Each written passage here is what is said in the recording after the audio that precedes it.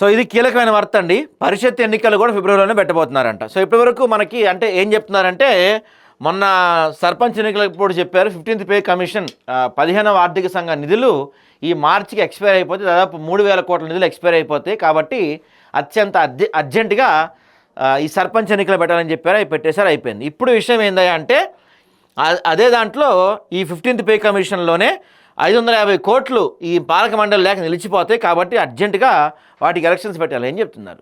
ఇక్కడ మీరు ఒక విషయం చాలా స్పష్టంగా గమనించాల్సి ఉంది. ఏంటంటే సర్పంచ్ ఎన్నికలు పార్టీ గుర్తులతో జరగవు. ఎవడు గెలిచినా, రెబల్ గెలిచినా ఆడు మావాడనే తీసుకొని మా పార్టీలోకి లాక్కున్నాడని చెప్పి లాక్కెళ్ళిపోతారు. సహజంగా జరిగే ప్రక్రియ ఇదంతా. కానీ ఇప్పుడు రేపు రాబోయే మున్సిపల్ కార్పొరేషన్ ఎన్నికలు కావచ్చు, ఆ తర్వాత వీళ్ళు చెప్తున్నట్టు ఎంపీటీసీ జెడ్పీటీసీ ఎన్నికలు కావచ్చు, ఇవన్నీ కూడా పార్టీ సింబల్తో జరుగుతాయి. ఒక బీఫామే ఇవ్వాల్సి ఉంటుంది, 2-3 బీఫామ్లు ఇస్తూ ఉంటే దబ్బుతుంది ఇక్కడ. కాబట్టి ఒక బీఫామ్ ఇవ్వాలి. కాబట్టి మరి ఇప్పుడు కాంగ్రెస్ పార్టీ చేసిన బిల్లులు ఎడగబోయినాయి. బీసీలకు చట్టసభల్లో 42% రిజర్వేషన్ కావాలి అని చెప్పి ఇవ్వాలి అని చెప్పి ఒక కులగణన చేసి మరి దీనికి ఒక పెద్ద కథ నడిపి మరి వీళ్ళు 2 బిల్లులు పంపించారు కదా. ఆ బిల్లు ఎక్కడున్నాయి? పార్లమెంట్లో ఉన్నాయా, రాజ్యసభలో ఉన్నాయా, రాష్ట్రపతి గారి ఇంటి ముందు ఆగిపోయినాయా, లేకపోతే అది ఎక్కడి నుంచి వెళ్ళలేదా, ఏంటి వాటిపైన?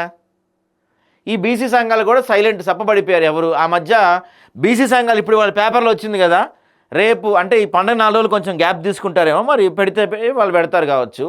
ఈ ఆర్ట్స్ కాలేజ్ దగ్గర ఒక సమావేశం పెడతారండి. బీసీ సంఘాలు కొంతమంది కలిసి ఈ ఆర్ట్స్ కాలేజ్ దగ్గర ఒక సమావేశం పెడతారు, అయిపోద్ది. తర్వాత ఆర్ కృష్ణ గారి ఇంటి దగ్గర ఒక ప్రెస్ మీట్ పెడతారు, కథం.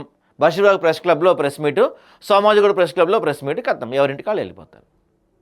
అంతే, అయిపోయింది. బీసీ ఉద్యమం అయిపోయింది.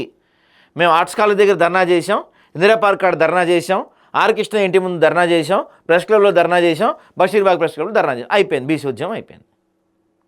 ఎవరికి వాళ్ళు కెమెరా కనపడంగానే, మైక్ కనపడంగానే ఒక స్పీచ్ దంచాలా.